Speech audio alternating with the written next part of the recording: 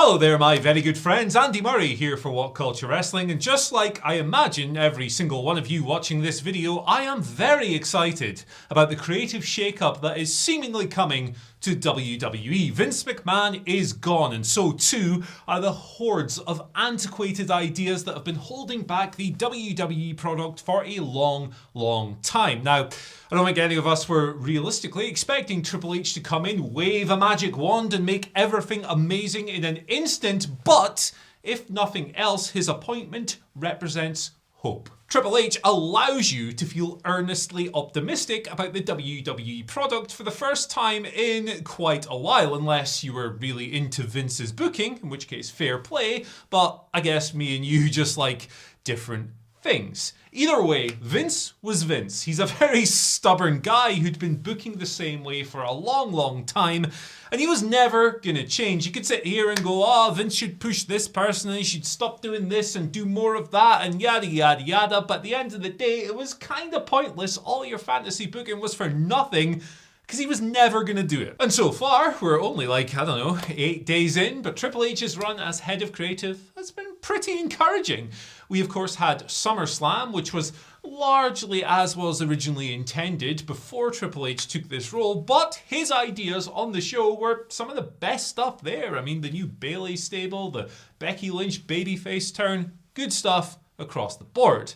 And then, of course, we got the 1st of August episode of Raw, which, well, again, not quite the revolution that many might have been hoping for, was still a big step in the right direction, with people like Ciampa getting elevated, the US title getting some focus, Bayley and her stable seemingly beating up everyone in the women's division. Just good stuff, longer matches, a fun show, and it's been well reviewed. So here we are, and so far, so good for Triple H as WWE's head of creative.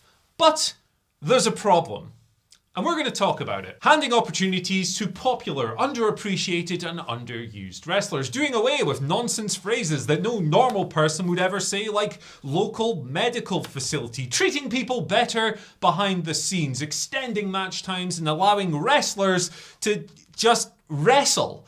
All of these are good things and are probably quite high on the list of things that many fans will be hoping Triple H brings to Raw and SmackDown now that he's the guy with the pencil. These are all good, solid ideas, and I think you'd be quite hard pressed to argue that they wouldn't make Raw and SmackDown come off a little bit better.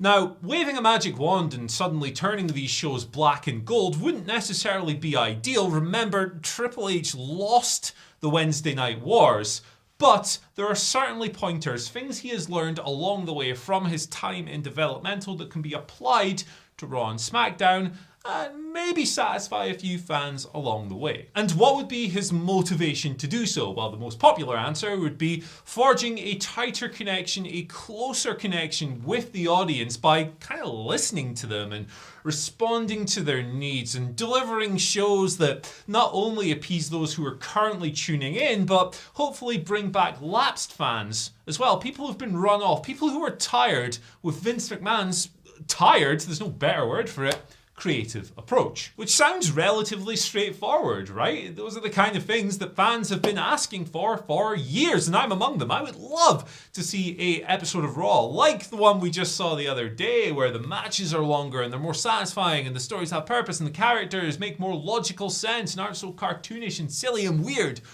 But the barrier is unfortunately the same as it was a year ago, when Vince was deeply entrenched in WWE and seemingly never ever gonna leave. The barrier is kind of the same as it's always been, and there is one thing keeping WWE and Triple H from making the kind of swooping, game-changing alterations that fans would like to see. Yeah, it's money. First and most obviously, WWE is currently greener than ever before, and by that I basically mean that the company is basically a giant team of Scrooge McDucks at this point. In 2021, they generated over $1 billion in revenue. That's quite a fund. And on top of that, their profit for that year was a record $327.1 million. Financially, they've never been so successful. This is despite the creative output on Raw and SmackDown often being inconsistent under Vince, and inconsistent is a polite word to use there. On top of that, there are so many consumer-driven metrics in this company that point to a big decline in popularity over the past few years, and yet WWE is still insanely profitable. It's the age-old WWE issue, isn't it? I mean, we've been having this conversation for a while now. Things like the Peacock deal and their deals with TV rights partners and, whisper it, Saudi Arabia have made WWE richer than God, and they've enabled them to basically be able to do whatever the hell they want on Raw and SmackDown, whether or not you even like it. And why is this? This is such a conundrum, right? The product is inconsistent. Some weeks it's outright bad. Sometimes it's really good, but you know, a lot of the time you'll make a meme of what you've seen on Raw or SmackDown. But why is this ailing product still so successful? How could this possibly be? Well, it's down to the changing nature of WWE's business and the simple fact that appeasing consumers on a business level, I've got a bunch of numbers on this thing, is no longer as important as it was even 4 or 5 years ago. Back in the day, if you were WWE and you weren't appeasing your audience and people were tuning out and not buying as many t-shirts or whatever, you were in major trouble. But in 2022, that isn't really the case, because increasingly an overwhelming majority of WWE revenue doesn't come from fans like me and you putting money into the company, whether that's buying t-shirts or tickets or whatever. No, it's coming from other businesses. It's coming from things like Fox and USA Network showering them in cash, and the Saudi Arabia deal, and sponsors and other business dealings. And in fact, I've got some numbers here that will illuminate that. This is from Brandon Thurston of WrestleNomics, who of course does sterling work on the business of pro wrestling. 2022, that's 10 years ago. WWE at that time was earning 67% of its revenue from consumers, right? 33% from other businesses. So that meant that there was a big importance on appeasing that 67%, because if you don't and that number declines, well, that's a bigger chunk of your revenue and therefore a bigger impact on your business. So there was more importance on keeping the fans happy, the sources of that revenue happy. Well, things have changed drastically over those past 10 years. And if you fast forward to 2018, that's when the trend changes completely. This is when business-to-business revenue, the percentage, overtakes that which is being generated from consumers. And it's not a huge percentage, it's 52% from other businesses versus 48% from consumers, but it's only grown since then. And in fact, as things continue to grow, as that gap expands in 2022, it is forecasted that the gap will be 80% of revenue coming from business-to-business transactions, and just 20%, the lowest in company history, from direct-to-consumer sources. So what that means is that in this era of WWE, there's even less reason to listen to the fans, because the fans are making the company a smaller percentage of their money than ever before. And we all know WWE is all about making money. So if Triple H wants to keep WWE successful, well, there isn't really a whole lot of motivation to change the product. This product, as it exists, has provided an extremely profitable base for their promotions, and their corporate partners are clearly very satisfied with it. Otherwise, well, these TV deals wouldn't exist. So who matters more in this cold-hearted corporate money-making world? Is it me, who would like to see Ricochet get a wonderful main event level push over on SmackDown because he's just so bloody good and they don't even realize it? Or is it Big Barry Business over here, who's got $1 million in his pocket and controls 80% of your revenue that's coming into the company?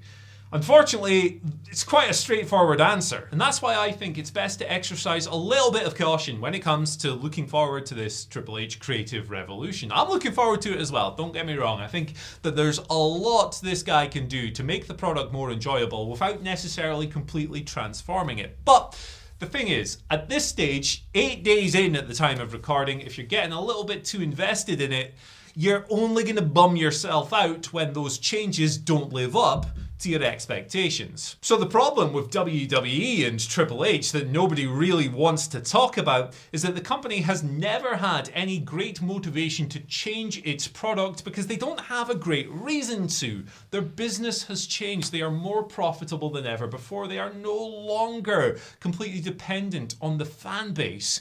And Vince McMahon might be gone, but I don't think that approach is going to change too much. And with the next set of television rights fees negotiations right around the corner, well, Triple H might be even more inclined to play it safe, at least until he gets that big deal over the line, because as we've learned, hopefully throughout the course of the video, that's what really matters to WWE's bottom line. I would love Triple H to succeed. Don't get me wrong by any of this. I think just in general, my job is so much easier when Raw and SmackDown rule. It is so much more fun to cover pro wrestling when it's great than when it's kind of meh or outright suck. Burying stuff is really overrated and not that enjoyable to do. So I'm rooting for Triple H. I want him to deliver a great week-to-week product so that a bigger chunk of what I do for a living and what I consume as a fan is just awesome. Who doesn't like enjoying things, right? Well, apart from most of Twitter, it seems. But I digress. The point here is to not pour cold water on your enthusiasm. It's to say,